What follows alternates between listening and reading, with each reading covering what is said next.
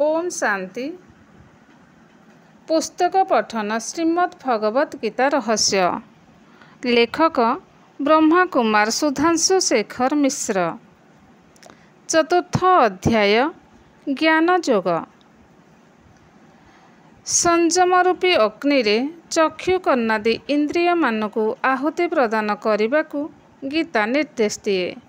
यह फल जड़े व्यक्ति सहजरे स्वीय इंद्रिय मानकु वशीभूत करिपारे।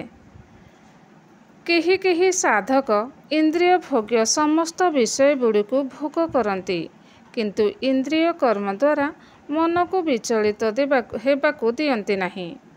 सेमाने इंद्रिय मानकु होमाग्नि रूपरे मने करती। अन्य केही आत्मज्ञान लाभ करी समस्त इंद्रिय कर्म और प्राण कर्म को आत्मसंयम रूपक होमाग्नि रे आहुति प्रदान करती।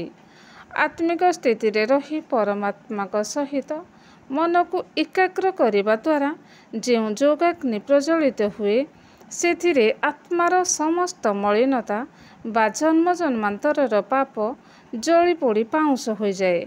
केही भक्त साधक द्रव्य निवेदन करी तार इष्ट देवता उपासना करे। यह द्रव्य यज्ञ अटे। एथिरे होम दान इत्यादि करा जाए। केही उच्च लक्ष्य प्राप्ति पाई कठोर तपस्या करती। कुच्र चंद्रायणादि व्रत और हठ योग आदि इहार अंतर्भुक्त।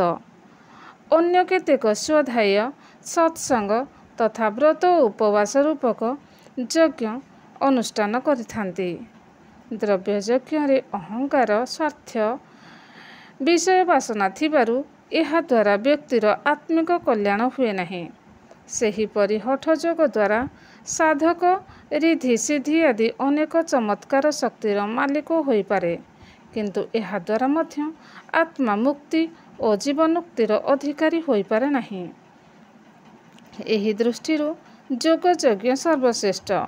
एही यज्ञ अनुष्ठानकारी व्यक्ति आत्मा और परमात्मा को विषय रे संपूर्ण ज्ञान लाभ करी भक्तिपूत भाव रे परमात्मा को ही निजर पिता माता सखा सहोदर बंधु सबु किछि मन करी सतत तांकर स्मृति रे रही तांक निर्देशित पथरे परिचालित हुए। यह द्वारा तार जन्म जन्मांतर पाप भी नष्ट हो जाए। परमात्मा स्वयं यही प्रतिश्रुति गीतारे देइछन्ति। अहम त्वं सर्व पापेभ्यं मोक्षयिष्यामि मां शुचः। यही योगर अन्य नाम राजयोग। प्राण और अपानर गतिर नाम श्वास और प्रश्वास। पूरक द्वारा अपान वायुर एवं रेचक द्वारा प्राण वायुर गति निरुद्ध हुए। कुंभक समय रे प्राण और अपानर गति निरुद्ध हुए। गीता हठ योग आदि प्राचीन योग क्रिया गुड़िकर उपकारिता स्वीकार कले मध्य ए सबु को तार निजस्व योगर अंग बोली ग्रहण करे नहीं। अन्यान्य योग साधना अपेक्षा गीता कथित कर्म ज्ञान और भक्ति योगर समन्वय द्वारा ईश्वर प्राप्ति तथा आत्मकल्याण सहज स्वाभाविक और पूर्ण भाव रे लाभ करा जाई पारे। कारण एही राजयोग स्वयं परमात्मा प्रत्यक्ष भाव रे मानव शरीर आधार रे अवतरण करी शिक्षा दियंती। परिमित आहार और विहार समस्त प्रकार यज्ञ साधना पाई प्रयोजन। जो विभिन्न प्रकार यज्ञ कथा वर्णना करागला से सबु आत्मशुद्धि पाई सहायक हुए। समस्त यज्ञर एकमात्र मूल नीति है क्षुद्र अहंकार और कामना परित्याग करी यज्ञ रूपे समुदाय कर्म करिबा। आत्मसमर्पण और आत्मसंयम अर्थात विकार उपरे संपूर्ण विजय प्राप्ति द्वारा ही दिव्य आनंदामृत प्राप्त हुए। एथिपाई तुच्छ भोग सुखर आसक्ति को वर्जन करिबा विधेय। यज्ञ ही जगतर नीति। यह बिना इह काल पर कालर कौनसी उन्नति साधित हुए नहीं। परमात्मा प्रजापिता ब्रह्मा माध्यम रे ज्ञान प्रदान करती। एही ज्ञान समग्र विश्व रे प्रचारित हुए। ଜନସାଧାରଣ ନିଜ ନିଜ ଶକ୍ତି ସାମର୍ଥ୍ୟ ଅନୁସାରେ ତାକୁ ଗ୍ରହଣ କରନ୍ତି।